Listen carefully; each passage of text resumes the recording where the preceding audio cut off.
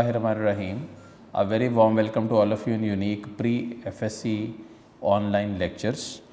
आप सबके साथ बहुत सारी मुलाकात चल रही है। My name is doctor Daniyal and I am the head of department of biology for unique group of institutions. तो हमने चैप्टर 6 को बेटा शुरू किया हुआ है और चैप्टर 6 के अंदर हमने एक लॉन्ग क्वेश्चन पढ़ा है, that is the shapes of bacteria. तो शेप्स ऑफ बैक्टीरिया में थोड़ा सा उसको रिकैप कर दूं। Bacteria are classified into 3 main shapes, that is cocci, bacilli and spiral shaped. इसी बेस के ऊपर बैक्टीरिया को जो कोकाई हैं वो ओवल शेप्ड हैं। चंद मेन बातें बता दूं, जो कोकाई हैं वो ओवल शेप्ड हैं और 3 प्लेन्स में एग्जिस्ट करते हैं। अगर सिंगल प्लेन में है तो उसको बोलते हैं स्ट्रेप्टोकोकाई, या आप कह लो कि सिंगल वे में जो एग्जिस्ट कर रहे होते हैं। और सेकेंडली जो इसमें आप जो वो बोलते हो डिप्लोकोकाई, ठीक है। अगर वो ग्रेप लाइक क्लस्टर्स में 3 प्लेन्स में एग्जिस्ट करते हैं तो स्टेफलोकोकस, और अगर वो 2 प्लेन्स में एग्जिस्ट करते हैं तो टेट्रार्ड, अगर वो 3 प्लेन्स में एग्जिस्ट करते हैं तो सारसीना, जिसको क्यूब ऑफ 8 बोलते हैं। ठीक हो गया। देन बेसिलाई के ऊपर आ जाएं, वो रॉड शेप बैक्टीरिया होते हैं, उनको आप मुख्तलिफ प्लेन्स के अंदर डिवाइड कर सकते हैं। उसमें आप स्ट्रेप्टोबैसिलस देख लो, उसमें आप डिप्लोबैसिलस देख लो। स्ट्रेप्टोबैसिलस क्या होता है, चेन ऑफ सेल्स जो लॉन्ग चेन बनती है, और डिप्लोबैसिलस क्या होता है, 2 बेसिलाई एक प्लेन के अंदर अरेंज्ड हैं। और ये याद रखिएगा कि ये कभी भी 2 प्लेन्स के अंदर इनकी अरेंजमेंट नहीं हो सकती। फिर आ जाते हैं स्पाइरल के ऊपर। स्पाइरल क्या होते हैं, स्पाइरल जो कॉमा शेप्ड हैं बेसिकली, उसमें विब्रियो है, फिर इसके अलावा स्पिरिलम है, फिर स्पाइरोकीट है। और स्पिरिलम मैंने आपको बताया था थिक और रिजिड होता है, और स्पाइरोकीट जो है वो थिन और फ्लेक्सिबल होता है, और ऐसा इसी फॉर्म में एग्जिस्ट कर रहा होता है। देन मैंने आप सब की सहूलत के लिए बैक्टीरिया का एक जनरल स्ट्रक्चर ड्रॉ किया था। यहीं से इस लेक्चर को दोबारा से रिव्यू करते हुए, रिकैप करते हुए शुरू करते हैं। उम्मीद करता हूँ कि ये स्ट्रक्चर आप सारे बच्चों ने खुद भी ड्रॉ किया होगा और इसको देखा भी होगा। इस स्ट्रक्चर की बेस के ऊपर जब आप बैक्टीरिया को क्लासीफाई करते हैं तो आउटर से इनर की तरफ आते हैं। सबसे पहले आउटर पे कुछ बैक्टीरिया वो होते हैं जिनके पास ये कैप्सूल मौजूद होता है, जिस कैप्सूल की वजह से इनको इनवेलप्ड बैक्टीरिया बोलते हैं। फिर कुछ ऐसे भी होते हैं जिनकी सेल वॉल बनी हुई है पेप्टिडोग्लाइकन से, और यहीं पे पिलाए भी मौजूद होते हैं। पिलाए क्या होते हैं, ये स्पेशल एक्सटेंशंस हैं बेसिकली जो कॉन्जुगेशन के बेटा प्रोसेस के लिए इस्तेमाल होती हैं। और कॉन्जुगेशन क्या होता है, कॉन्जुगेशन ऐसा है प्रोसेस है जिसमें डोनर और रेसिपिएंट का जो है बेसिकली जेनेटिक मटेरियल एक्सचेंज हो जाता है। फिर आप आ जाते हो इसके साइटोप्लाज्म के अंदर। इसके सेंटर में आपको सिंगल सर्कुलर क्रोमोसोम नज़र आता है, और इसके अलावा यहाँ पे ग्रैन्यूल्स या स्टोरेज बॉडीज़ भी मौजूद होती हैं। देन आप अगर इसके साइटोप्लाज्म में देखो तो चूंकि ये प्रोकैरियोट है तो यहाँ पे ना तो कोई एम्बियो होता है, मेम्ब्रेन बॉन्ड ऑर्गेनेल, और ना ही यहाँ पे न्यूक्लियस होता है। तो जो सिंगल सर्कुलर क्रोमोसोम है ये जो मैंने बनाया है ये एज सच इसी वे में यहीं पे एग्जिस्ट करता है। और इसके अलावा अगर आप बनाना भी चाहो तो यहाँ पे इस तरह एक रिंग भी एग्जिस्ट करता है, उस रिंग को बोलते हैं प्लाज्मिड। ठीक है, प्लाज्मिड बेटा क्या है, small extra chromosomal circular rings of DNA जो एज सच इसी वे में एग्जिस्ट करते हैं। और इनका जो बेसिक काम है वो क्या है, जेनेटिक इंजीनियरिंग स्टडीज़ के अंदर यूज़ होते हैं और वेक्टर्स के तौर पे बहुत ज़्यादा इस्तेमाल है। वेक्टर्स क्या होते हैं, कैरियर्स जो बेसिकली जेनेटिक मटेरियल को एक से दूसरे की तरफ ट्रांसमिट करने की बुनियाद डालते हैं। ठीक हो गया, तो ये हमारे पास है with regards to this one. अच्छा, अब हमने इसी सारे को जब पढ़ा और इसमें ये सारे ग्रेन्यूल्स, ये मीसोसोम का आपको वगैरह वगैरह बताया, अब हम बेटा इन सारों को अलग-अलग पढ़ते हैं। ठीक है, और फिर अलग-अलग पढ़ने के बाद फिर हम फाइनली जो है वो इस डायग्राम को एक दफ़ा फिर ड्रॉ करके मैं आपको एक्सप्लेन कर दूँगा। पहला long question for today is what are flagella, classify the bacteria on the basis of flagella. तो सबसे पहले तो फ्लैजेला की आप सब ने डेफिनेशन करनी है। Flagella are made up of flagellin protein. ठीक है, किससे बने हुए हैं, फ्लैजिलिन प्रोटीन से। फ्लैजेला अराइज फ्रॉम, किससे अराइज होते हैं, बेसल बॉडी। ठीक है, they arise from basal body. अच्छा, फ्लैजेला को अगर आप डिफाइन करिए तो they are extremely thin hair like appendages, outgrowths. They come out through cell wall and originate from basal body. What is basal body? A structure just beneath the cell membrane in the cytoplasm. ठीक है, ऐसा structure जो cell membrane के नीचे होता है। तो थोड़ा सा इसको बना के देखते हैं। ये सेल वॉल है, ये सेल मेम्ब्रेन है, ये ठीक है। इसके नीचे एक छोटा सा स्ट्रक्चर यहाँ पे मौजूद होता है, इसको बोलते हैं बेसल बॉडी। अगर वैसे देखें तो बेसल बॉडी का मतलब बॉडी जिसकी बेस, बॉडी जो सेल मेम्ब्रेन की बेस के ऊपर होती है वो है बेसल बॉडी। तो फ्लैजेला ओरिजिनेट फ्रॉम या they arise from which of the following? They arise from basal body. ठीक है, और बने किससे हुए तो मैंने आपको पहले ही बता दिया, they are made up of flagellin protein और एज सच इस वे के अंदर एग्जिस्ट करते हैं। अच्छा, next on the basis of the pattern and the presence of flagella, the pattern of attachment and number of flagella, bacteria को multiple groups के अंदर आप क्लासीफाई कर देते हैं। पहला, सबसे पहले तो हेडिंग लिखें लॉन्ग क्वेश्चन की, क्लासिफिकेशन ऑफ बैक्टीरिया। क्लासिफिकेशन के अंदर सबसे पहले आ जाती एट्राइकस।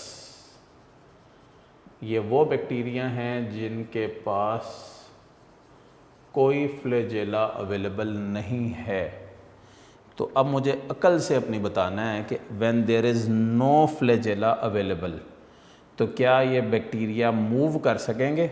अच्छा, कुछ बच्चे ये भी पूछते हैं कि बैक्टीरिया का जो मूवमेंट का अंदाज़ है वो किस तरह होता है। बेसिकली ऐसे इन्वायरमेंट में जैसे हमारे खून में एग्जिस्ट कर रहे हैं तो फ्लैजेला पीछे को जाता है, बैक्टीरियम आगे को जाता है, ये याद रखिएगा। ठीक है, इसको बोलते हैं प्रोपल्शन मैकेनिज्म, जो आपकी किताब में बहरल नहीं है। तो ये प्रोपेल करते हैं। अच्छा, अगर बैक्टीरिया के पास फ्लैजेला नहीं है तो अंडरस्टूड बात क्या बेटे इसमें से समझ आती है आपको? If they have no flagella it means they are non motile. ठीक है, और अगर मैं यहाँ पे आपसे पूछ लूँ कि विच of the following is the best example of non motile bacteria, तो इसी पेज पे, इसी जो लाइन्स हम पढ़ रहे हैं यहीं पे एंड के अंदर लिखा हुआ है cocci very rarely have flagella and are non motile. ठीक है, cocci very rarely have flagella और ये नॉन मोटाइल भी होते हैं। ठीक है, मोटेलिटी वाइज एग्जिस्ट भी नहीं कर रहे होते। अच्छा, ये तो हो गया एक। Second class is monotrichous. Monotrichous, अगर बैक्टीरिया के पास एक फ्लैजेलम है, सिर्फ एक, ठीक है, तो इस स्पीशीज़ को बोलते हैं मोनोट्राइकस। ठीक है, नेक्स्ट है आपके पास लोफोट्राइकस। देखें, अगर डायग्राम बनानी तो तब भी बना लें साथ, कोई फ़र्क नहीं पड़ता इससे। अगर आपने डायग्राम बनानी तो ये इकोलाई या बैसिला स्पीशीज़ बना के एक फ्लैजेला लगा दें तो मोनोट्राइकस। लेकिन अगर जो है वो टफ फ्लैजेला एक पोल के ऊपर हो तो उसको बोलते हैं लोफोट्राइकस। ये पोल है, ठीक है, टफ्ट ऑफ फ्लैजेला, ठीक है, एट वन पोल, तो इसको क्या बोलते हो आप? लोफोट्राइकस। ओके, देन अगर आप बात करो एम्फीट्राइकस की, तो एम्फीट्राइकस में क्या होता है? If the tuft of flagella is present at both poles,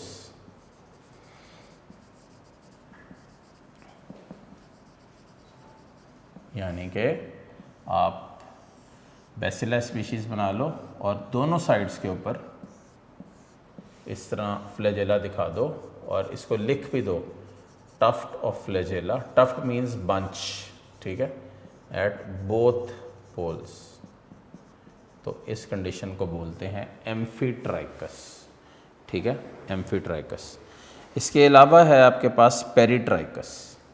that is what is peritrichous? Fifth type.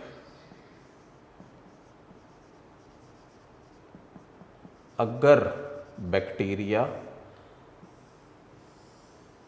के गिर्द मुकम्मल तौर पे, रेड से बनाता हूँ, अगर बैक्टीरिया के गिर्द मुकम्मल तौर पे फ्लैजेला मौजूद हैं ऐसे, ठीक है बेटा।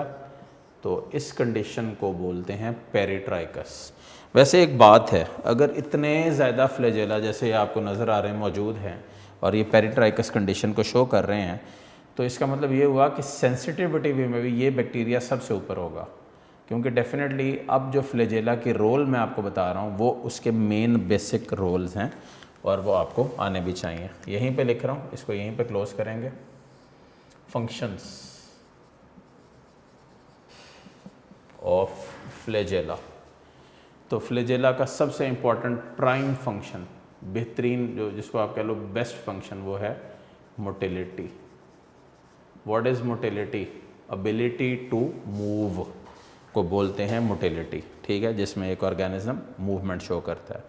अच्छा, यहीं पे बात ख़त्म नहीं होती है, इसके अलावा यहाँ पे एक बहुत ही इम्पॉर्टेंट इसका फंक्शन है, उसको बोलते हैं कीमोटैक्सिस। ये बेटा बोर्ड का शॉर्ट है, कीमोटैक्सिस।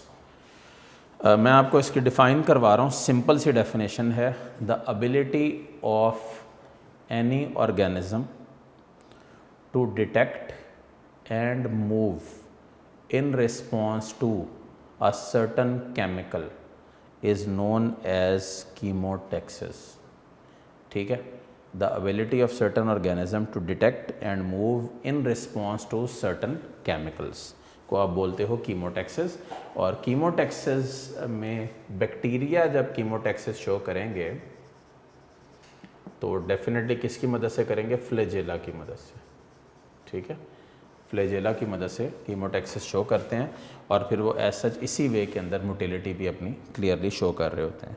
अच्छा, अब ये जो कीमोटैक्सिस है ना, ये दो कैटेगरीज के अंदर है, या तो है पॉजिटिव कीमोटैक्सिस या है नेगेटिव कीमोटैक्सिस। पॉजिटिव कीमोटैक्सिस क्या होता है? पॉजिटिव कीमोटैक्सिस से मुराद है कि a bacteria is moving toward certain nutrient, तो इसको बोलते हैं पॉजिटिव कीमोटैक्सिस। लेकिन अगर वही बैक्टीरिया जो है वो किसी एंटीबायोटिक से बचने के लिए, क्योंकि उसने सेंस कर लिया अपने फ्लैजेला की मदद से, तो वो एंटीबायोटिक से बचने के लिए दूर जा रहा है उससे, तो बेटे इसको क्या बोलोगे आप? नेगेटिव कीमोटैक्सिस, ठीक है। तो ये एक बड़ा इंपॉर्टेंट लॉन्ग क्वेश्चन था, उम्मीद करता हूँ कि आपको क्लियर हुआ होगा। इस लॉन्ग क्वेश्चन के अंदर जो हमने पढ़ा है वो ज़रा देख लीजिए। बैक्टीरिया को जब आप क्लासिफाई करते हो फ्लैजेला की बेस के ऊपर, तो 5 क्लासेस बनती हैं आपकी किताब के मुताबिक। पहली क्लास कौन सी है? पहली है जी एट्राइकस। ये वो कंडीशन है जिसमें बैक्टीरिया के पास कोई एक भी फ्लैजेला नहीं होता, ठीक है। और चूँकि कोई भी फ्लैजेला नहीं होता, इसलिए डेफिनेट सी बात है वो नॉन मोटाइल होगा, और कोकाए के पास फ्लैजेला नहीं होता, इसलिए वो नॉन मोटाइल है। सेकेंड कंडीशन है मोनोट्राइकस। वो कंडीशन है जिसमें बैक्टीरिया के पास एक फ्लैजेलम मौजूद होता है सिर्फ एक ही होता है।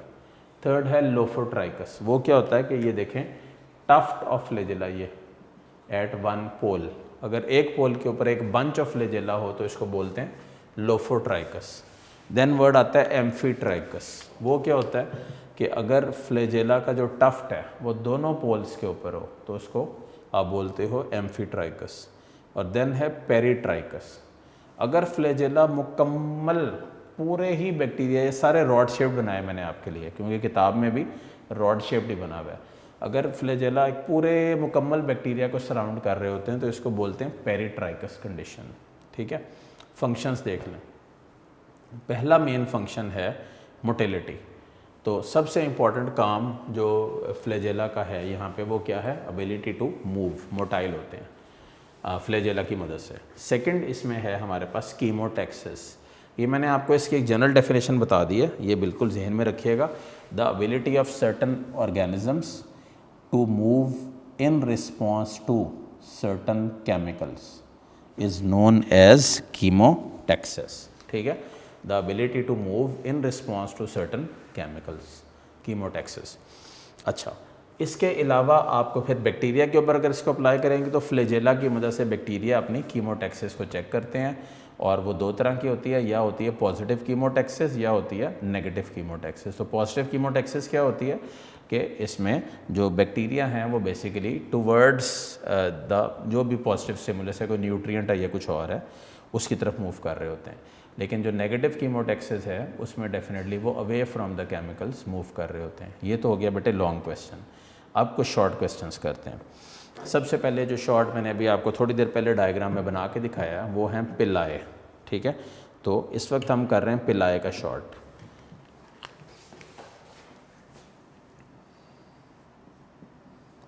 पिलाए आर हॉलो, खोखले, नॉन हेलिकल, इसका मतलब सीधे, अपेंडेजेस, अपेंडेजेस मीन्स आउटग्रोथ्स, ठीक है।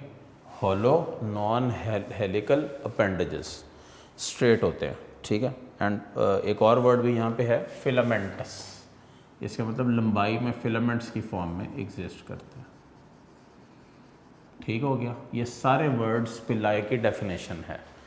अच्छा, pili are smaller than flagella and are not involved in motility.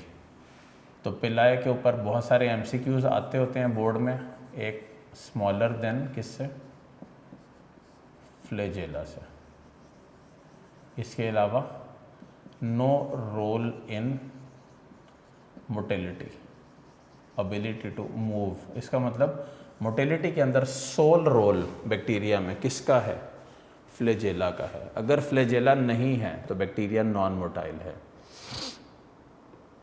अच्छा, अब आ जाएं कि ये बने किससे हुए। Pili are made up of a special kind of protein, the name of the protein is pilin, ठीक है, या पिलिन भी कुछ लोग बोलते हैं। बेसिकली पाइलिन प्रोटीन है जो पिलाए को यहाँ पे बना रहा है और उनके साथ एग्जिस्ट कर रहा है। अच्छा, इसके अलावा इसकी इसी बात को आगे बढ़ाते हुए पिलाए आर रिस्पॉन्सिबल फॉर, या प्राइम इनका जो फंक्शन है, they are primarily involve in a mating process between the cells, the name of the process is conjugation. तो फंक्शंस बेटे पढ़ लें इसके। पहला फंक्शन है conjugation. What is conjugation? It is, मैं इसकी डेफिनेशन बता दूं, very important for the board, short questions गौर से सुन लीजिए और कहीं लिख लीजिए। It is a special kind of sexual reproduction in which two different strains of bacteria exchange their genetic material by the help of pili. ये एक मेटिंग प्रोसेस है। कैसे होता है देखें, दो जो बैक्टीरिया हैं वो आपस में एक दूसरे के क्लोज आते हैं, ठीक। पिलाए पूरी बॉडी के ऊपर फैले होते हैं। इसका मतलब ये देखने में, फ़र्ज कर लेंगे ये इस तरह मौजूद हैं, ठीक है। यहाँ से ये दूसरे पिलाए, दूसरे बैक्टीरिया के भी यहाँ पे पूरी बॉडी पे हैं, लेकिन कुछ जगहों पे वो दूसरे बैक्टीरिया के क्लोज आ गए हैं। तो अब ये क्या करेंगे, ये दोनों पिलाए जो हैं ये अपने आप को इंटेंगल कर लेंगे, ठीक, इंटेंगल। इससे बेटा क्या होगा कि ये जेनेटिक मटेरियल ट्रांसफ़र कर देंगे। एक को आप बोलो ये डोनर है और एक को आप बोलो ये रिसिपिएंट है। तो ये जेनेटिक मटेरियल का जो ट्रांसफ़र हो रहा होगा, इस जेनेटिक मटेरियल के ट्रांसफ़र की बेस के ऊपर आप इसको कॉन्जुगेशन का प्रोसेस बोलेंगे, ठीक है। सेकंड वर्ड जो इसका बहुत इंपॉर्टेंट फंक्शन है वो है एडजॉर्प्शन। एडजॉर्प्शन हमेशा याद रखना है डिसिमिलर सरफेसेस पे होती है। डिसिमिलर यानी कि अगर सेम सरफेस के ऊपर कोई चीज़ मूव करे, जैसे आपने खाना खाया, वो खाना एब्जॉर्ब हो गया, इसका मतलब वो ब्लड में आ गया। लेकिन ये क्या है कि ये खाना एब्जॉर्ब नहीं हुआ, ये आगे पास कर गया है। और इस प्रोसेस, ये खाना सॉरी कह रहा हूँ, ये है बेसिकली डिसिमिलर में ना। तो एग्जांपल ले लें, CD4 receptor site.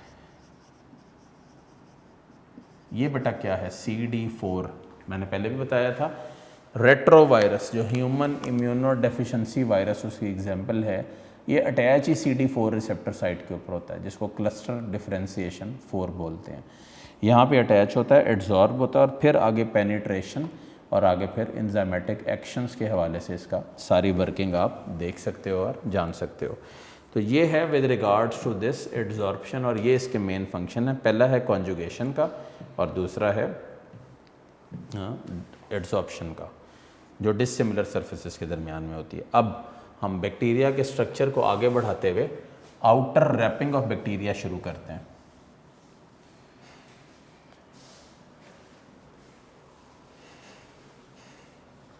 The outer wrapping of bacteria is known as cell envelope. ठीक है, तो सबसे पहले तो ये करना है कि आउटर रैपिंग कहते मतलब होती क्या है। सेल इनवेलप, ठीक है, is outer wrapping of bacteria. ठीक है, outer wrapping of bacteria cell envelope कहलाता है। अच्छा, अब ज़रा इसको सुनिएगा, मैं 2-3 लाइनें पढ़ भी दूँ सो दैट आप इसको समझ सकें। Bacterial surface and walls are very diverse. ठीक है, collectively complexes of layer, very important definition, collectively इसका मतलब जितनी भी लेयर्स हैं, complexes of layer external to the cell protoplasm। ठीक है, सबसे पहले तो इसका डेफिनेशन लिख लें। Outer wrapping of layer external to protoplasm. ठीक है, प्रोटोप्लाज्म के यानी कि बाहर वाले हिस्से को आप बोलते हो सेल इनवेलप, और सेल इनवेलप जो एक्सटर्नल है प्रोटोप्लाज्म के, अगर आप इसकी सारी अटैचमेंट और इसको देखो तो 2 वर्ड पहले तो कर लो ना। प्रोटोप्लाज्म क्या होता है? Sum of cytoplasm plus the nucleoplasm will give you protoplasm. ठीक है, अब सेल इनवेलप बना हुआ है 3 चीज़ों से। ठीक है, number 1 capsule, number 2 slime, and number 3, पहला क्या है? कैप्सूल, दूसरा क्या? स्लाइम, और तीसरा क्या है? Cell wall. ठीक है, अब हमने इन वर्ड्स को अलहदा अलहदा पढ़ना है और इनके ऊपर जितनी भी नॉलेज है वो आपने बड़े ध्यान से सुननी भी है और किताब के पेज 87 को फॉलो भी करना है। तो पहला वर्ड है कैप्सूल, इसी को यहाँ से एक्सप्लेन करना शुरू करते हैं। Capsule is a mixture of repeating, ये मैं बुक की स्टेटमेंट पढ़ रहा हूँ, आप लोग भी सुन लें और देख लें। Mixture of repeating polysaccharide units and protein और बोथ। ठीक है, किसका मिक्सचर है? Polysaccharide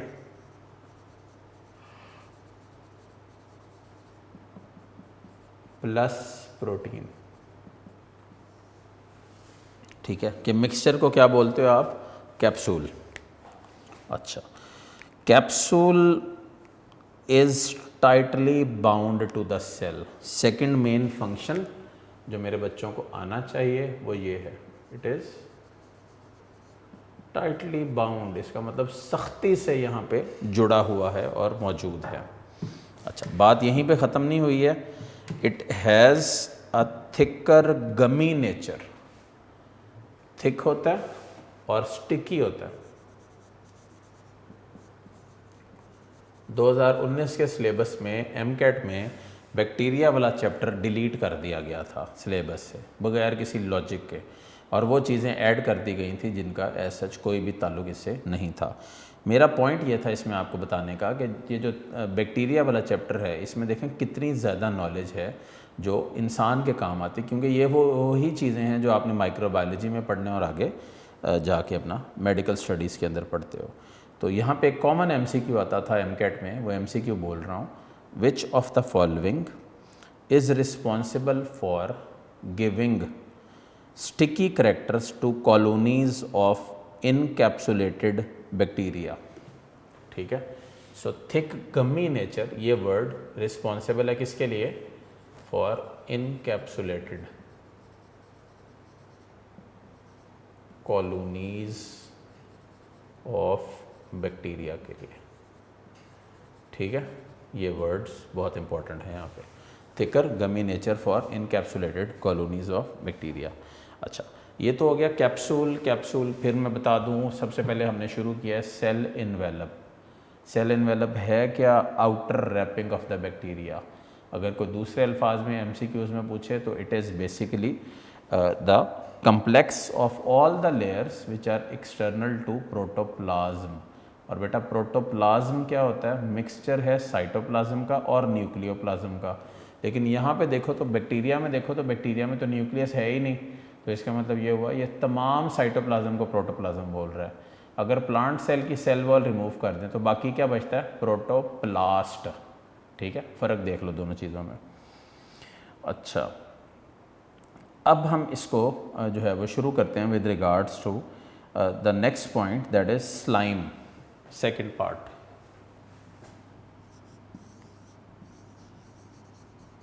what is slime? Word ही शो कर रहा है। स्लाइम वो मटेरियल होता है जो चिपचिपा सा होता है, जिसकी कोई शेप नहीं होती और वो ऐसा अजीबोगरीब फॉर्म में एग्जिस्ट कर रहा होता है।